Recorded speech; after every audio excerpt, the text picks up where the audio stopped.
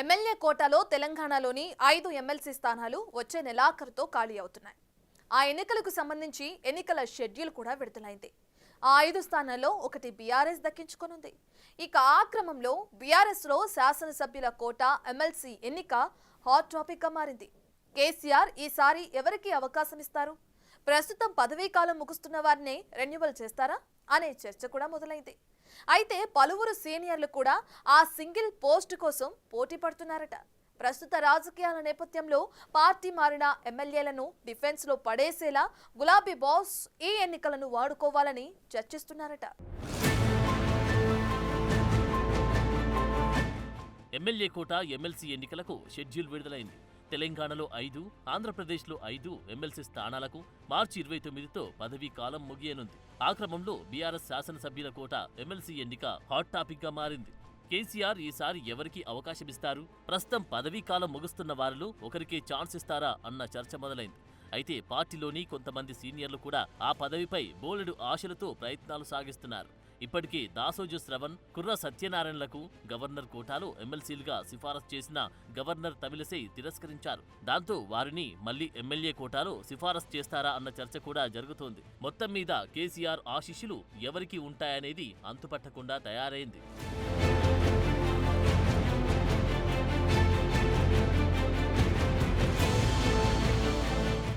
రాష్ట్రంలో ఎమ్మెల్యే కోటాలో 5 ఎమ్మెల్సీ స్థానాలు వచ్చే నెల 29న ఖాళీ అవుతున్నాయి. అందులో బీఆర్ఎస్ కి చెందిన ఎమ్మెల్యేలు షేరి సుభాష్ రెడ్డి, సత్యవతి రాథోడ్, మహమూద్ అలీల పదవీ కాలం ముగుస్తోంది. బీఆర్ఎస్ పార్టీ నుంచి కాంగ్రెస్ లో చేరిన ఎగ్గే మల్లేశం, ఎంఐఎంకు చెందిన మీర్జా రియాజ్ ఉల్ హసన్ల పదవీ కాలం కూడా పూర్తి కానుంది. ఈ ఎమ్మెల్సీ స్థానాలకు త్వరలోనే ఎన్నికల నోటిఫికేషన్ వెలువడనుంది.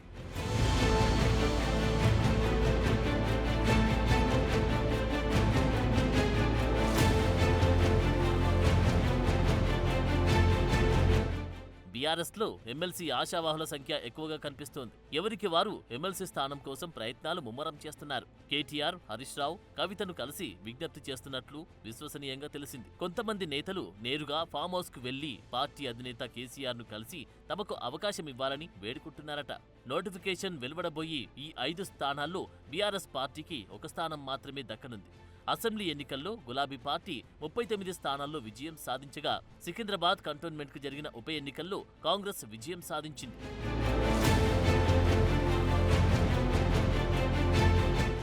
ఉప ఎన్నికల్లో ఓటమితో బీఆర్ఎస్ బలం 38కి చేరింది. అందులో 10 మంది ఎమ్మెల్యేలు కాంగ్రెస్ లో చేరడంతో అసెంబ్లీలో గులాబీ పార్టీ బలం 28కి పడిపోయింది. త్వరలో జరగబోయే శాసనసభ్యుల కోటాలో ఒక ఎమ్మెల్సీ స్థానానికి సగటున 23 మంది ఎమ్మెల్యేల మద్దతు అవసరం. దీంతో బీఆర్ఎస్ కు ఒక ఎమ్మెల్సీ స్థానం దక్కడం ఖాయంగా కనిపిస్తోంది. కాంగ్రెస్ ఎంఐఎంల మధ్య సమన్వయంతో ఎంఐఎంకు ఒక స్థానం, 3 కాంగ్రెస్ పార్టీకి మిగిలిన 3 స్థానాలు దక్కనున్నాయి. ఆ క్రమంలో బీఆర్ఎస్ ఆ ఒక్క స్థానాన్ని ఎవరికి ఇస్తుందనేది ఆసక్తికరంగా మారింది. బీఆర్ఎస్ పార్టీ బీసీ వాదం అందుకుంది. బీసీలకు రాబోయే స్థానిక సంస్థలతో పాటు అన్ని ఎన్నికల్లోనూ 42% రిజర్వేషన్ కల్పించాలని డిమాండ్ తెరమీదికి వచ్చింది. కులగణన తప్పుల తడకగా అభివర్ణిస్తోంది. మరోవైపు బీసీ నేతలతో సమావేశాలు నిర్వహించి ఉద్యమ కార్యాచరణకు శ్రీకారం చుడుతోంది. అయితే త్వరలో ఖాళీ అవుతున్న ఎమ్మెల్యే కోటా ఎమ్మెల్సీగా బీసీ నేతలకు అవకాశం ఇస్తారా? కల్పిస్తే ఎవరికిస్తారు అన్న చర్చ జరుగుతోంది.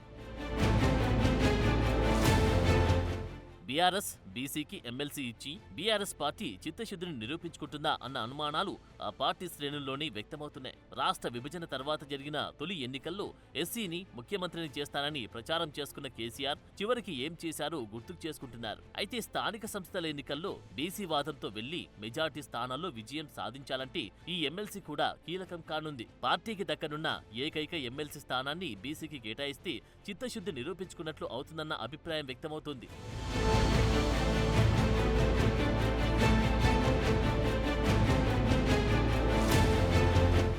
బీఆర్ఎస్ పార్టీ నుంచి ప్రస్తుతం ఎమ్మెల్సీగా మాజీ మంత్రి సత్యవతి రాథోడ్ ఉన్నారు. ఎస్టీ సామాజిక వర్గం నుంచి మండలిలో ప్రాధాన్యం వహిస్తున్నారు. గత అసెంబ్లీ ఎన్నికల్లో ఎస్టీలకు ప్రభుత్వ పథకాలను అందించలేదని ఆ వర్గ ప్రజలు గుర్రుగా ఉన్నారు. అసెంబ్లీ ఎన్నికల్లో వారు గులాబీ పార్టీకి దూరమైనట్లు ఎస్టీ రిజర్వ్డ్ నియోజకవర్గాల ఫలితాలు స్పష్టం చేశాయి. ఆ వర్గాలను మళ్లీ దగ్గరకు చేర్చుకోవాలని బీఆర్ఎస్ ప్రయత్నిస్తోంది. ఈ తరుణంలో మళ్లీ ఎమ్మెల్యే కోటాలో సత్యవతి రాథోడ్ కు రెన్యువల్ చేసే అవకాశం ఉందంటున్నారు. ఈ నెల 4న సత్యవతి రాథోడ్ ను శాసన మండలిలో బీఆర్ఎస్ పార్టీ విప్గా ప్రకటించింది. ఆమె ఎమ్మెల్సీ పదవిని రెన్యువల్ చేయకపోతే విప్ పదవి నెల రోజుల ముచ్చటగానే మారనుంది.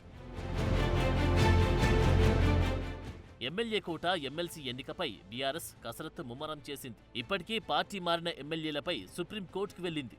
ఆ 10 అసెంబ్లీ స్థానాల్లో ఉప ఎన్నికలు ఖాయమని ధీమా వ్యక్తం చేస్తుంది. ఆ ఎమ్మెల్సీ ఎన్నికలు సైతం అస్త్రంగా మలుచుకోవాలని భావిస్తుంది. పార్టీ ఎమ్మెల్యేలకు విప్ జారీ చేయాలని భావిస్తోంది. పార్టీ మారిన ఎమ్మెల్యేలు విప్ జారీ చేసి వారు ఓటింగ్లో పాల్గొని కాంగ్రెస్కు మద్దతు ప్రకటిస్తే కోర్టులో దానిని అస్త్రంగా చేసుకోవాలని ప్లాన్ చేస్తుంది. దాంతో వారిపై వేటు తప్పదని భావిస్తోంది. మొత్తం మీద బీఆర్ఎస్లో ఎమ్మెల్సీ ఎన్నిక హాట్ టాపిక్గా మారింది ఇప్పుడు.